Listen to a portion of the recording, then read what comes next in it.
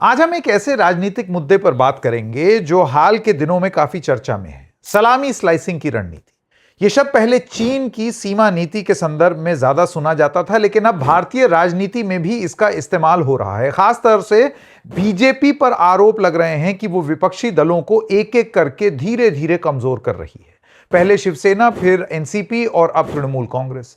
यह सब 2024 के लोकसभा चुनाव के बाद और भी प्रासंगिक लग रहा है, जब भारतीय जनता पार्टी को अकेले बहुमत नहीं मिला है और गठबंधन पर निर्भर होना पड़ रहा है।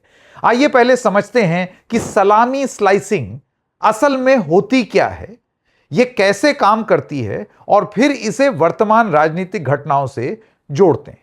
नमस्कार, मेरा नाम है संकेत उपाध्याय और आप देख रहे हैं इशारों इशारों में डबल चेक पर। क्या होती है सलामी स्लाइसिंग? सलामी किस चीज से बनी होती है और कैसे काटी जाती है? दरअसल ये एक प्रकार का मांसाहारी सॉसेज होता है जो आमतौर पर सुअर, गौमांस या चिकन के मांस से बनाया जाता है, मसालों और प्रिजर्वेटिव्स के साथ। इसे लंबी नली के आकार में तैयार किया जाता है। अब इसे खाने के लिए पहले पतले पतले स्लाइस में काटा जाता है, जैसे ब्रेड की स्लाइस हो गई उस तरीके से। एक एक स्लाइस बहुत ही छोटा और पतला और मामूली लगता है। एक स्लाइस खाने में कोई आपको फर्क भी नहीं पड़ेगा, लेकिन अगर आप लगातार एक के बाद एक स्लाइस काटते चले जाएंगे तो जाहिर सी बात है वो सलामी धीरे धीरे खत्म हो जाएगी। रणनीति के रूप में सलामी स्लाइसिंग इसी विचार पर आधारित है। छोटे छोटे क्रमिक कदम उठाना ताकि बड़ा लक्ष्य हासिल किया जा सके बिना बड़े टकराव या तीखी प्रतिक्रिया के। हर कदम इतना छोटा होता है कि विरोधी या अंतर्राष्ट्रीय समुदाय इसे मामूली मानकर नजरअंदाज कर दे, लेकिन मिलकर यह जो कदम है वो स्टेटस को पूरी तरीके से बदल देता है। अब यह कैसे किया जाता है? छोटे क्षेत्र या मुद्दे पर फोकस, कानूनी या अर्ध कानूनी या दबाव की रणनीति जैसे कि एजेंसीज, प्रलोभन, विभाजन, प्लॉजिबल डिनायबिलिटी, हर कदम को आंतरिक मामला या लोगों की इच्छा बताना, क्रमिकता, एक के बाद एक टारगेट ताकि एक साथ सब पर हमला ना लगे, ऐसे लगे कि ये तो हो रहा है, ड्यू कोर्स ऑफ टाइम में ये चीजें हो रही हैं। ये कूटनीतिक, राजनीतिक, यहां तक कि सेना भी इसके स्ट्रेटेजी को इस्तेमाल करती है। चीन का उदाहरण, भारतीय भूमि पर सलामी स्लाइसिंग। चीन पर दशकों से यह आरोप लगते हैं कि वो सलामी स्लाइसिंग के जरिए भारत के क्षेत्र पर कब्जा बढ़ा रहा है। लाइन ऑफ एक्चुअल कंट्रोल पर छोटे छोटे इलाकों में घुसपैठ, अस्थायी ढांचे बनाना, फिर स्थायी बुनियादी ढांचा और धीरे धीरे दावा मजबूत करना।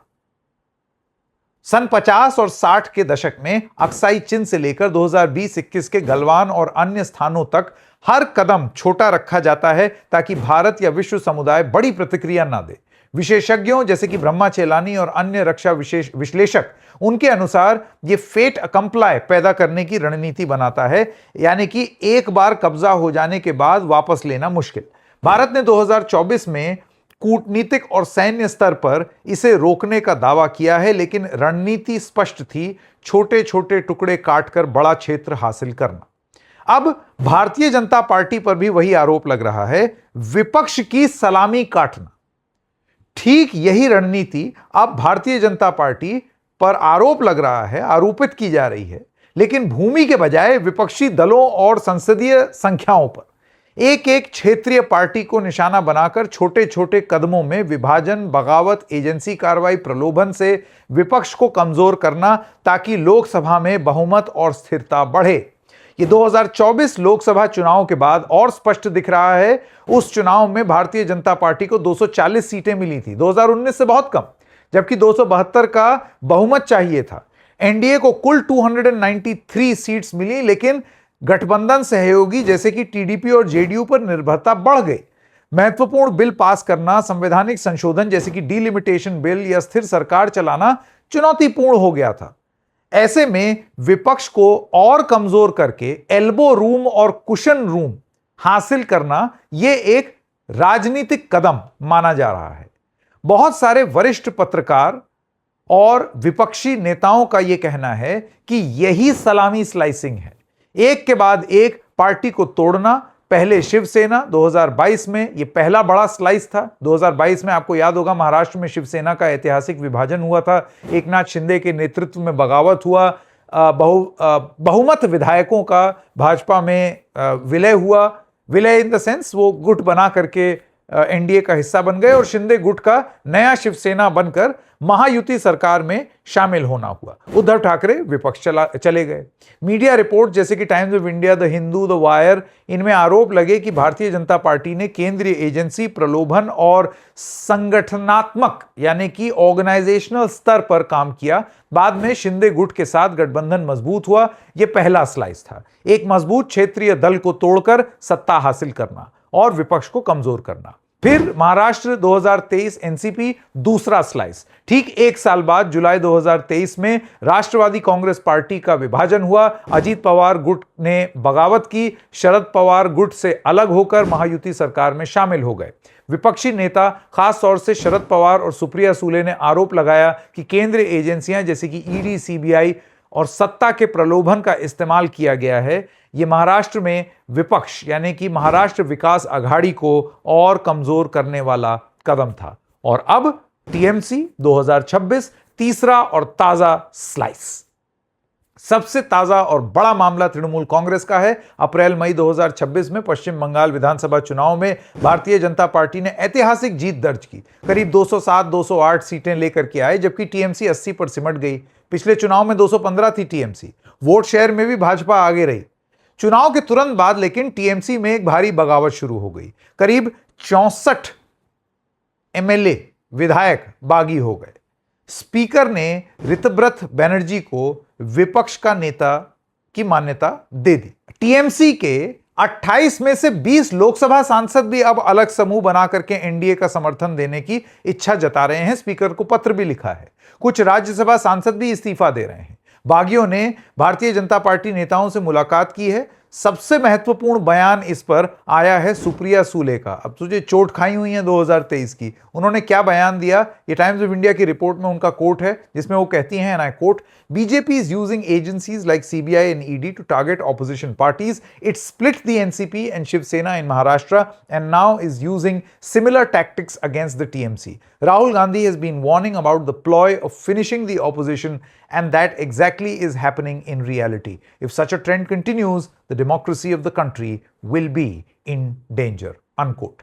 अब अन्य विपक्षी सांसदों जैसे कि शिवसेना यूबीटी के अरविंद सावंत ने भी भारतीय जनता पार्टी पर टीएमसी में बगावत भड़काने का आरोप लगाया है। टाइम्स ऑफ इंडिया और हिंदुस्तान टाइम्स जैसे मीडिया आउटलेट्स ने इसे टीएमसी ट्विन रिवोल्ट और बीजेपी द बिगेस्ट बेनिफिशियरी बताया है। संसद में एनडीए की संख्या बढ़ेगी, डीलिमिटेशन बिल जैसे बिल पास करना आसान होगा और भविष्य के चुनावों में विपक्ष और कमजोर होगा। इसको लेकर के तमाम प्लेटफॉर्म्स पर, एक्स प्लेटफॉर्म पर और भी सब तमाम प्लेटफॉर्म पर अलग अलग लोग इसी चीज को सलामी स्लाइसिंग बुला रहे हैं। अन्य यूजर्स भी ये कह रहे हैं कि स्लो सलामी स्लाइसिंग या systematic breakdown of regional parties, इसको इस तरीके से प्रस्तुत किया जा रहा है। देखिए 2024 चुनाव के बाद का इसका कनेक्शन बहुत क्लियर है।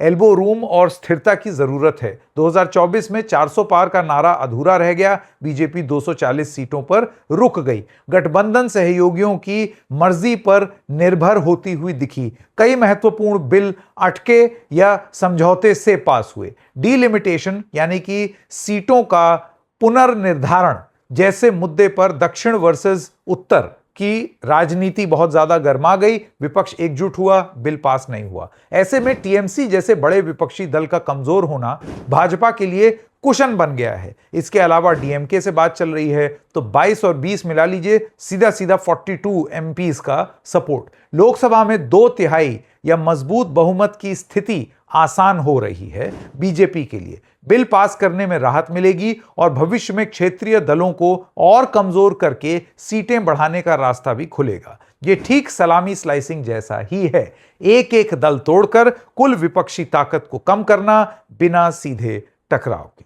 अब ये रणनीति है या लोकतंत्र पर खतरा?